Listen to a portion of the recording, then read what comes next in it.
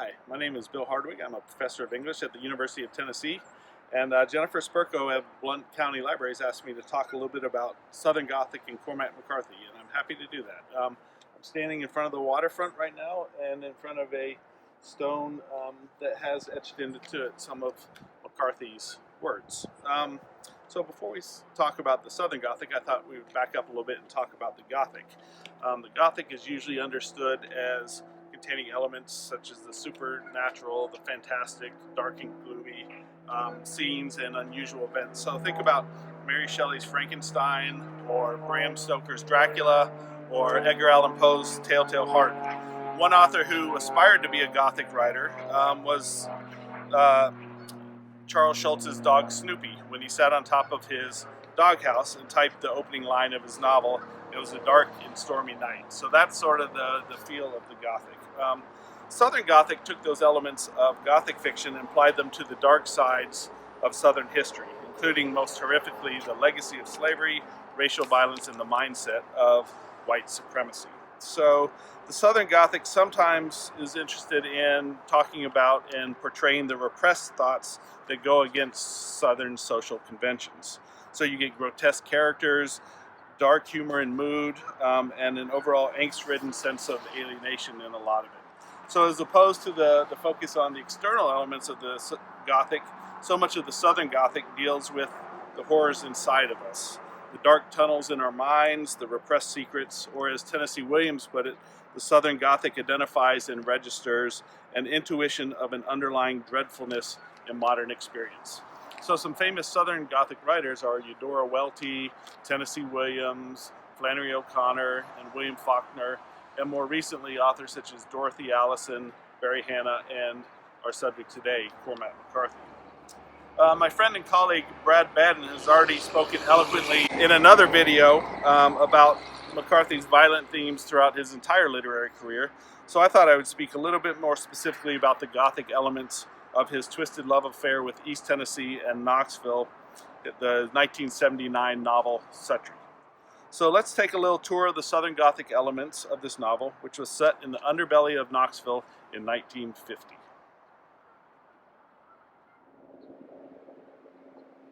So now we are standing on the shores of the Tennessee River.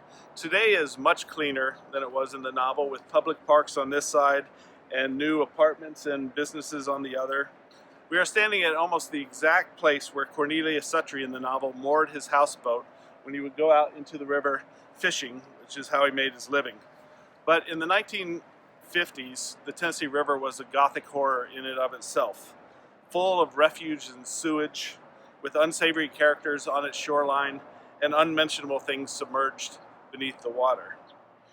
Directly across the river, under the Henley Street Bridge, lived a character only called the Rag Picker, a desperate, filthy, and lonely old man.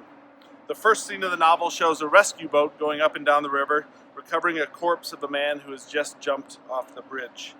This act in the scenery set the mood for a very Gothic version of Knoxville, one defined by darkness, dirtiness, and insanity.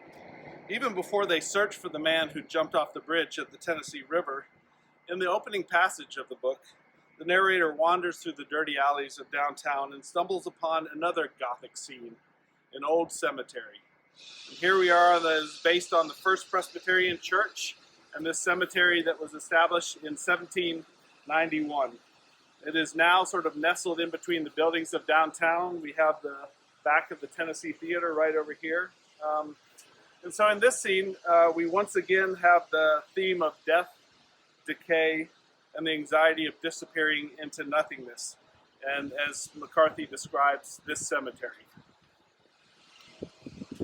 Old stone walls, unplumbed by weathers, lodged in its dry fossil bones, limestone scarabs rucked in the floor of this once inland sea, thin dark trees through yon iron palings where the dead keep their own small metropolis, curious marble architecture, steely and obelisk and cross, and little rain-worn stones where names grow dim with years, earth packed with samples of the casket maker's trade, the dusty bones and rotted silk, the deathware stained with carrion.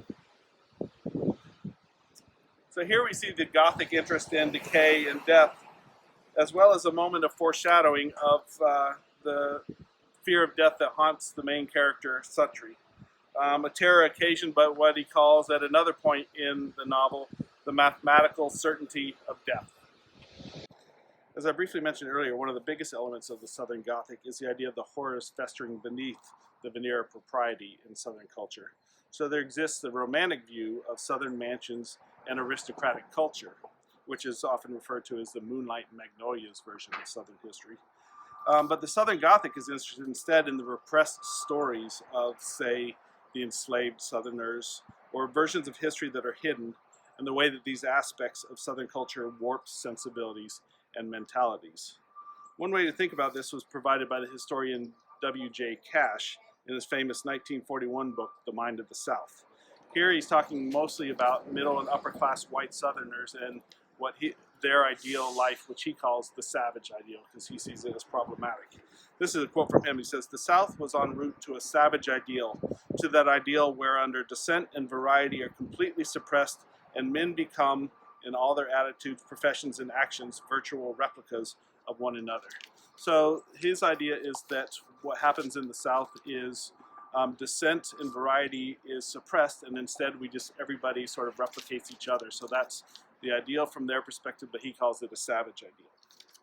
And this is actually very similar to how McCarthy introduces his subject in Suttree. Early on in the novel, we get a quote that reads, "We are come to a world within the world, in these alien reaches, these maugre sinks, the interstitial wastes, that the righteous see from carriage and car another life of dreams, ill-shapen or black or deranged, fugitive of all order, strangers in every land." So this idea of the righteous seeing things from their windows but not engaging with the world is something that McCarthy is very interested in. And it's under this very viaduct that we're standing at today, the Hill Street Viaduct, where one of the novel's more colorful characters, Jean Harriget, lives. In the scene I'm about to read, Harriget has just come from the south side of the river. He originally went under the Henley Street Bridge to try and saw the rag picker living there and was very impressed with that, but it was occupied. So he went to the north side that was similarly occupied. So he finally wandered around until he found this place, and this is where he put up residence. So part I'm going to read is Harriget when he first comes across this scene. Harriget made his way through the derelict fairyland towards the final concrete arches of the viaduct where they ran to earth. He entered delicately, his eyes skittering about. There was no one in. The earth was cool and naked and dry. Here some bones, broken glass, a few stray dog turds, two bent and mangled parking meters with clots of concrete about their roots. "Boy," whispered Harriget, "there was a little concrete pillbox filled with pipes and conduits where you could store things, and with the weeds grown about the outside, there was never a retreat so secluded." So these are the stories McCarthy seeks out in his tale of Gothic Knoxville, of the Gothic South, and indeed of Gothic America. The lives that the righteous don't acknowledge, that they don't even see. Lives that are not considered part of Cash's savage ideal. So to find these stories, he takes us to the dark alleys, the seedy bars, the polluted waterways that are not part of the official or romanticized histories, but are part of the repressed and submerged history that becomes the basis of so much of the Southern Gothic.